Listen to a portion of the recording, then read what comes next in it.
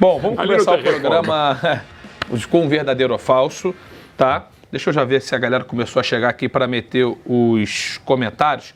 Antes da gente botar a primeira frase do verdadeiro ou falso, vamos ao portal do Esporte Interativo, que já está lá a matéria dizendo que o Flamengo acertou o empréstimo do Thiago Maia até o final de 2020, né? E desde o dia 11, né? Desde sábado, essa confirmação. O Flamengo ainda não fez o anúncio oficial, o Thiago Maia deve assinar o contrato até o final dessa semana, contrato de empréstimo sem pagamento por esse empréstimo, mas com uma cláusula que deve ser fixada ali em torno de 14 milhões de euros para o Flamengo contratar, em definitivo, o Thiago Maia no final desse período de empréstimo, ao final desse período de empréstimo, caso queira, obviamente. Bom, a frase é a seguinte: entre todos os contratados, Thiago Maia é quem o Flamengo mais precisava. E aí, estamos falando de Gustavo Henrique, Michael e Pedro Rocha. Não vou colocar o Pedro ainda. Pergunta capciosa, muito boa para mim. E aí, Mauro, abre você então, respondendo se essa frase é verdadeira ou se ela é falsa. Ela é verdadeira no sentido da intenção, sabe a intenção do legislador? Né, quando a gente fala, quando precisa fazer a hermenêutica, a interpretação da regra jurídica, você tem que pensar qual foi a intenção do legislador ao bolar alguma coisa. A intenção, sempre má intenção da nossa produção, é criar uma pegadinha, ou eu imagino que seja essa, estou com a pretensão, até porque sou jornalista, não tem pegadinha. Esportivo, a gente tem que ter a pretensão de achar que sabe tudo. Então é o seguinte, eu acho é na questão tática, técnica e da opção de banco que tem para a posição. Então, como é o Pires da Mota, o Thiago Maia chega para qualificar, muito em relação ao Pires da Mota, é muito verdadeiro. Tá, muito verdadeiro muito então, verdadeira, né? Porque, claro, o Michel, a princípio, deve ser uma baita contratação. Cara, mas estou tentando falar do jogador. Claro que você não pode eximir isso aí, mas eu acho que é uma baita contratação. O Pedro Rocha, não do Cruzeiro, o do Grêmio, ótimo, né? Gustavo Henrique, excelente. Sou muito fã, talvez menos só que o Pretzel aqui, mas muito fã do Gustavo Henrique. Acho um zagueiro com potencial para chegar e ganhar, por exemplo, do Pablo Maria a titularidade do Flamengo, ou dependendo da fase do Rodrigo Caio, enfim. Acho um ótimo zagueiro. Então, todas grandes contratações para serem titulares em quase todos ou em todos os times do Brasil. Mas a necessidade de composição de elenco e até com potencial para ser titular era de um volante na característica e na qualidade e na idade do Thiago Maia. Tem 22 anos, né? 14 milhões, mas digamos, indo um pouquinho além. Aí você contratar por 14 milhões, olha, ele que joga o que jogaram o Gerson e o Arão do segundo semestre juntos, porque 14 milhões de euros é muita coisa. E lembrando, né, gente, a frase aqui, ela tá falando que é quem o Flamengo mais precisava, não... é o melhor jogador entre os contratados. É por isso que eu falo que é muito verdadeiro. Por isso que é a necessidade do time e tem que ser avaliada e eu quero que a galera responda aqui também. Alexandre Pretzel, verdadeiro ou falso? Por essa tese do Mauro eu também concordo, porque... Se a gente for pegar, existe alguma carência no elenco do Flamengo, talvez seja o substituto do primeiro homem de meio de campo. Talvez. O substituto do Gandula, talvez. Do jeito que está o Flamengo. Agora, o Thiago Maia, que é um volante muito bom, só tem 22 anos, a gente achava que ele tinha mais até. Volante canhoto, um cara de ótimo nível. Agora é daqueles caras que pensa primeiro no dinheiro, né, para ir embora.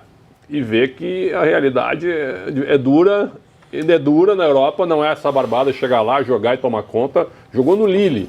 O Lille hoje, se a gente transportasse para o Brasil, é um time médio na França. Né? Um time médio, apesar de ter disputado a Champions League. Não, é um time que está disputando as primeiras colocações do campeonato e é uma porta de entrada em tese positiva. O Thiago Mendes foi para lá e depois foi para o Lyon. Ele foi para o Lyon, mas ele estava infeliz. Ele disse isso, que ele não estava feliz. Então ele saiu o quê? Saiu 1 ano e meio do Santos. Mas é um grande reforço para o Flamengo, verdadeiro. Verdadeiro. Jorge, outros reforços que chegaram podem, inclusive, ganhar mais rapidamente a posição de titular. Por isso eles seriam mais necessários do que o Thiago Maia? Imagino que você esteja falando muito do Gustavo Henrique, né? Pensando muito com a cabeça da disputa na zaga, né? Do Gustavo Henrique e um dos dois atacantes que chegaram, porque sem o Gabriel Barbosa, que ainda não está confirmado para o ano de 2020, imagino que Michael ou Pedro Rocha, um dos dois, também vai ter uma vaguinha de titular. Essa pergunta, a resposta para essa pergunta, ela é baseada no cenário de hoje. Se a gente tivesse aqui sacramentada a não continuidade do Gabigol, algo do qual eu não acredito, acho que o Flamengo vai acabar compondo e mantendo um dos seus principais nomes para 2020, um dos principais de 2019, mas a resposta seria outra. Com o cenário atual, com o Gabigol ainda no elenco, eu acho que a resposta ainda é no elenco, não. Porque tá num hiato ali, né? Exatamente. Entre o fim do vínculo anterior e a situação para 2020. Mas Com o Gabigol mantido, se essa expectativa se confirmar, eu acho que a resposta para essa pergunta é verdadeira. Porque o Flamengo ganha um cara que faz a função de destruição no meio-campo, mas que também tem uma participação muito importante na construção de jogadas. É o cara que constrói e destrói muito bem. Mas quando o Pretzel falava dessa dificuldade de Europa, e o Thiago sentiu um pouco isso na pele, o Thiago perdeu espaço no Lille. Sim. O Thiago, e esse é um ponto de atenção. Tudo bem, o Flamengo trouxe o Gerson, que foi um cara que na Europa não rendeu aquilo que se imaginava, e quando chegou no Flamengo, jogou demais. Mas com esse diferencial, o Gerson vinha jogando. O Thiago Maia não é uma presença constante hoje no time do Lille. Um dos últimos jogos, se não o último jogo em que o Thiago Maia foi titular, foi na Liga dos Campeões da Europa contra o Chelsea, Lille-Chelsea. Eu fiz esse jogo aqui. Ele não atuou numa linha de 2 volantes, na linha dos meias recuados. Ele atuou numa linha mais avançada. Como um terceiro homem, que a gente chamava antigamente como terceiro homem de meio campo. Ele é bom jogador. Mas não tocou na bola. Sim. Não conseguiu tocar na bola. Tudo bem que assim, a dificuldade do jogo, a necessidade do Chelsea era muito maior do que a do Lille, que tinha a obrigação, o Chelsea ali, de ganhar o jogo para se garantir no mata-mata da Liga dos Campeões. Mas foi a última impressão que eu tive do Thiago Maia jogando. Tem muito jogador que vai para a Europa e o cara fica assim, eu sou primeiro volante. O jogador se autodefine assim, né? Aí o treinador, não, eu quero que tu jogue de terceiro. Eu não consigo, né? Sabe? Falta até tem que se adaptar, Tem que se adaptar. Falta também, de vez em quando, um pouquinho de boa vontade, até de tentativa de evoluir. É porque a bola do Thiago Maia, né, em termos de qualidade de jogo, hoje a gente tem essa necessidade de ter jogadores com essa qualidade característica numa função de armação como volante. Saindo do jogo, armando desde trás. Ali, coisa que se fosse alguns anos atrás, ele já teria sido puxado para frente. Eu lembro do Hernandes, ele já começa mais atrás, vai para frente, depois volta para trás, depois vai para frente de novo.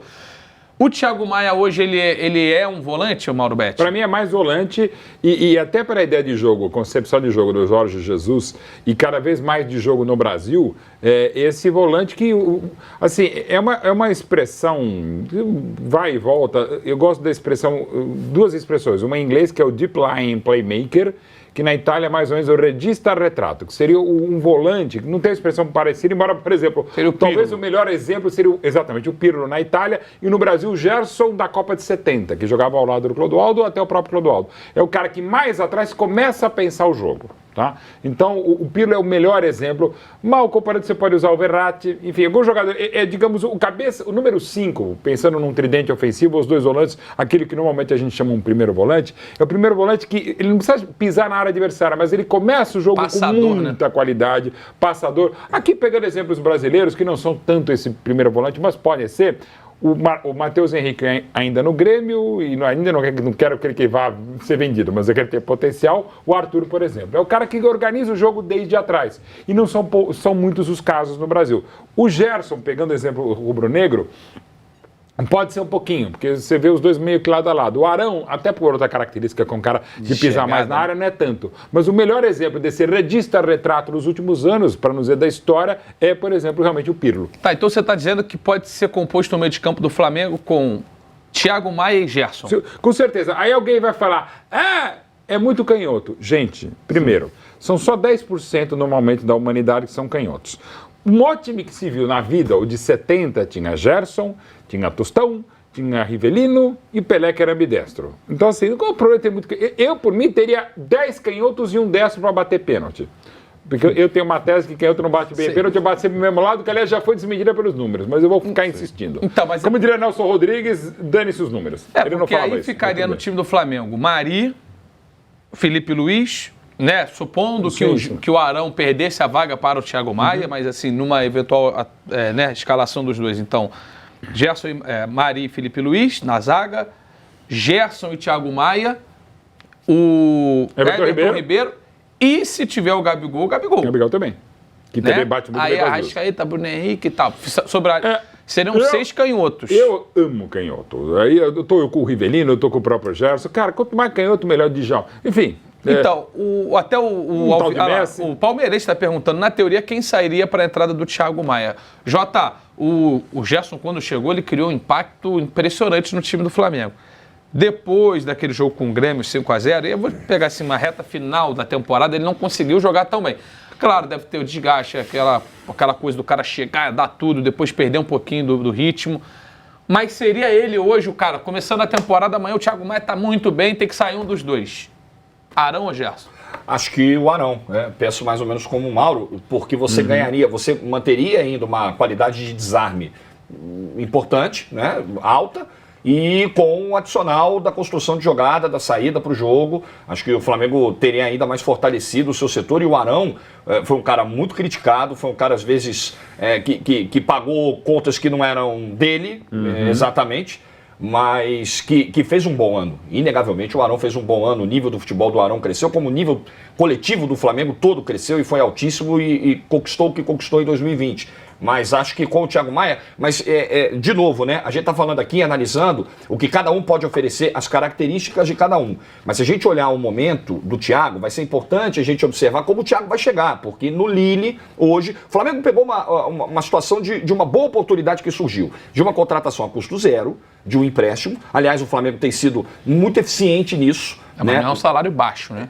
Mas enfim, a questão salarial é o segundo ponto. O primeiro você tem que ir lá e tirar o cara de algum lugar. E você tem que pagar por isso. O Flamengo não está pagando por isso para trazer o Thiago Maia, não está pagando por isso para trazer o Pedro. Pegou o Gustavo Henrique a custo zero, porque era fim de contrato. Então o Flamengo viu ótimas oportunidades de mercado e que valem a aposta. Mas o Thiago Maia hoje não é titular no Lille. Mas pelas condições que o Flamengo está trazendo, vale tentar, vale apostar, tentar enriquecer o elenco e ver se dá certo, até se baseando no exemplo do Gerson e em outros exemplos que foram bem sucedidos. Assim, a gente tem uma imagem do Thiago Maia, desse jogador que a gente viu surgir no Santos, jogando muita bola, chegando na seleção olímpica, sendo campeão olímpico, despertando o olhar do mercado internacional, sendo contratado pelo Lille num momento que o Lille contratou o Luiz Araújo, o Thiago Mendes, o Thiago Maia, a gente fala, eu não sei se era o Bielsa o técnico, acho que foi, né? Então, assim, tinha o Bielsa como técnico, uma projeção. Não era um time qualquer que estava contratando o Thiago Maia, era um time que tinha uma curva